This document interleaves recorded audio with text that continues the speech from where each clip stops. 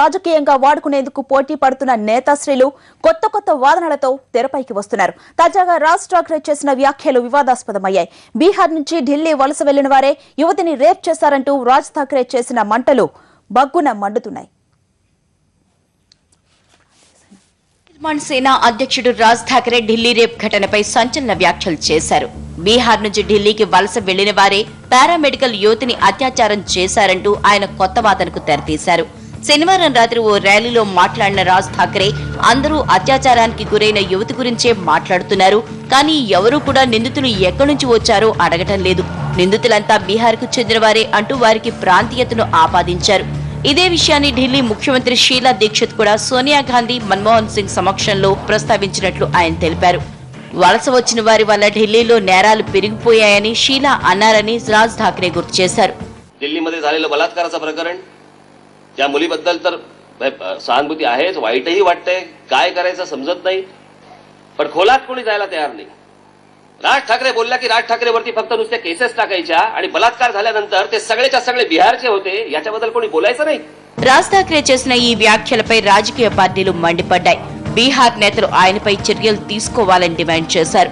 ఠాక్రేకు మతిస్థిమితం తప్పిందని బీహార్ రాష్ట్ర పశు సంవర్ధక శాఖ మంత్రి, బీజేపీ నేత అయిన గిరిరాజ్ సింగ్ ఫైర్ అయ్యారు. ఎవరో కొందరు దుర్మార్గులు చేసిన పనికి మొత్తం రాష్ట్ర ప్రజలందరినీ తప్పుపట్టడం సరికాదని ఆర్జేడీ నేత లాలూ ప్రసాద్ అన్నారు. ఆయనపై చర్యలు తీసుకోవాలని డిమాండ్ చేశారు.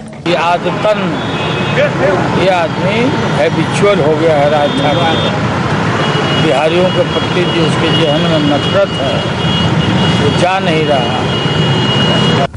రాజ్ ఠాక్రేకు పిచ్చి పట్టిందని జనతాదళ్ యునైటెడ్ నేత అలీ అన్వర్ మండిపడ్డారు. మహారాష్ట్ర నుంచి బయటికి వచ్చి అలాంటి వ్యాఖ్యలు చేయాలని సవాల్ విసిరారు.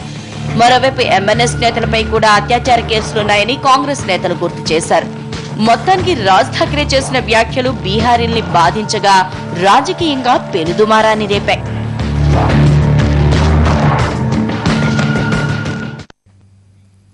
సర్వీస్ ట్యాక్స్ తొలగించాలంటూ చలనచిత్ర పరిశ్రమ వర్గాలు హైదరాబాద్ ఫిలిం ఛాంబర్ దగ్గర ధర్నాకు దిగాయి. ట్యాక్స్ను ఎత్తివేయకపోతే షూటింగ్ ఆపేస్తామన్నారు. భారీ పనులతో సినీ పరిశ్రమ కుదేలవుతోందని, దీంతో కళాకారుల భవిష్యత్ అగమ్యగోచరంగా మారిందని ఈ సందర్భంగా ఆవేదన వ్యక్తం చేశారు పలువురు సినీ నటులు. జనానికి ఆనందం పంచుతున్న సినీ పరిశ్రమను ఏడిపించొద్దని కోరారు.